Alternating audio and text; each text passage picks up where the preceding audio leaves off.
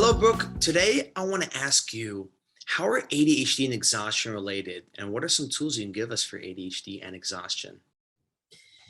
So, exhaustion comes with ADHD very often because managing the ADHD symptoms can be extremely draining.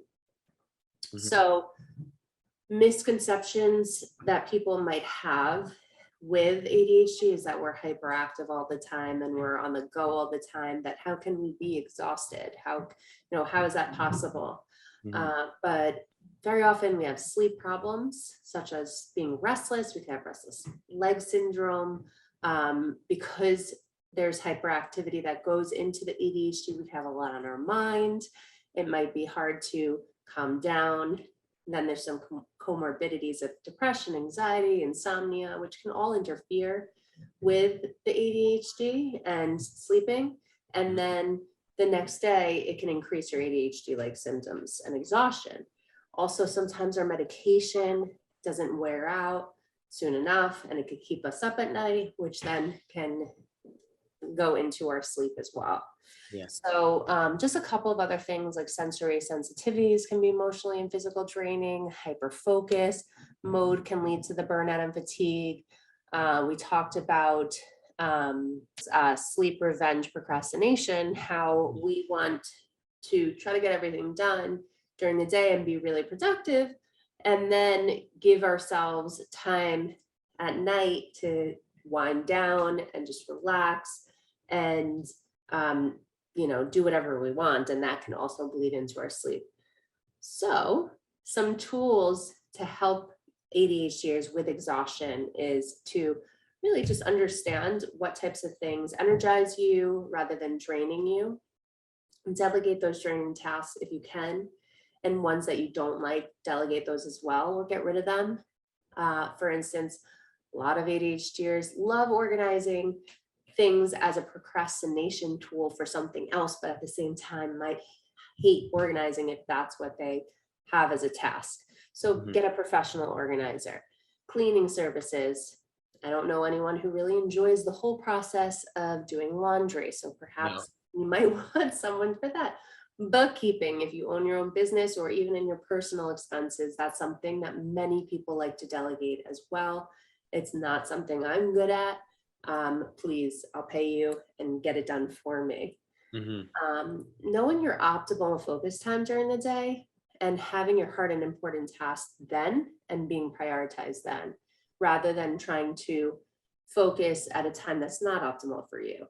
So, research shows that you are more focused in the morning at 7 o'clock. You have 100% focus capabilities, and then it weans off throughout the day. But we all have different times during the day where we believe that we can focus better.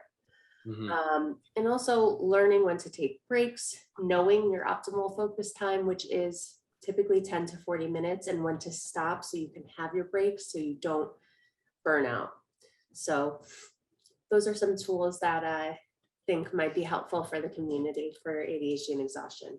Yeah, I really like those tools are awesome. They sound super helpful. I really like the figuring out what time you focus the best or whatever time suits the specific task that you want to complete. And I think it's super important to take time and just contemplate, figure out the cause. Why are you feeling exhausted? And think about the solutions that have worked in the past. And I think it's super important to sit down and mind map that stuff. We go through that overthinking. See, exhaustion, I think I'm a college student. I know a lot of college students who we go through that time where we're just super exhausted. And it's both physical, emotional, and psychological.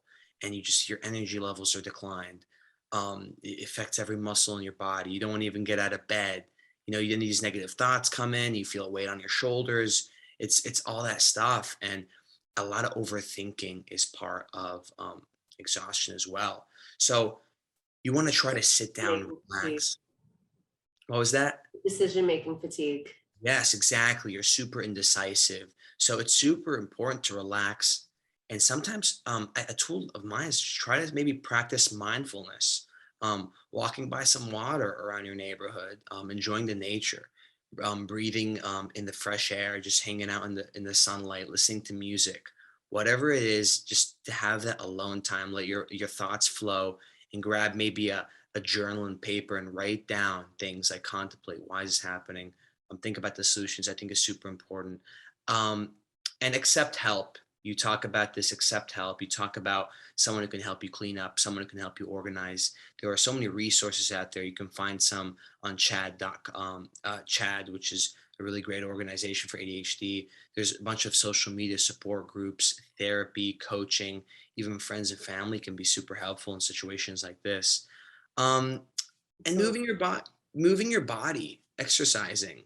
I think exercise is extremely important. I think everybody out there should exercise if they're able to, because it's really the fastest and most effective way to clear that fog, and just when you're feeling pretty down, and it's so hard to start it. It's so hard to get to just begin, because you just got to do it. Like Nike says, just do it. That slogan. Find those few minutes, because a good amount of the times, when you're thinking about the now and you don't want to do it now, and you're not thinking about the later, just doing those few minutes, you realize you've leaped into it. You realize you're just stuck into the hyperfocus, and the rest is super easy. My dad always tells me, don't do start off with one push-up, and every day add another push-up. mm, And he tells me that just so I just don't hurt myself. He doesn't want me to lift too many heavy weights. But I think it's super important in general, to really find that routine and create those habits that us with ADHD have trouble creating and finding. So just do it. Those tasks when you're feeling super exhausted, getting some exercise, it has really good, profound impact on your cognitive abilities, your mental health. Just try to find that support group, and yeah. yeah. So the self-care that we all know and love, of course, is important, and it plays into managing our exhaustion.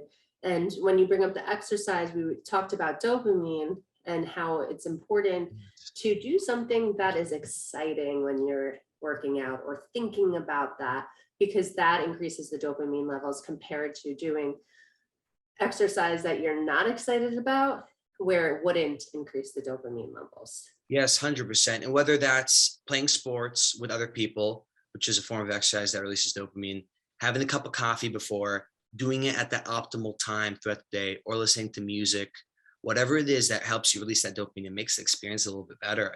We've gone over this in a dopamine episode we've recently done, posted, but 100%. And I think in those times of exhaustion, these tools, you need to kind of push through, and it'll eventually get better. It's more of day by day. You remember, it's a physical, emotional, and psychological, and you need to really tackle all these areas. Absolutely. Yeah. We hope you liked today's video. If you want more information about ADHD, please feel free to visit our website at differentbrains.org or my website, coachingwithbrooke.com. And if you enjoyed today's video, give us a thumbs up, leave a comment below, and subscribe.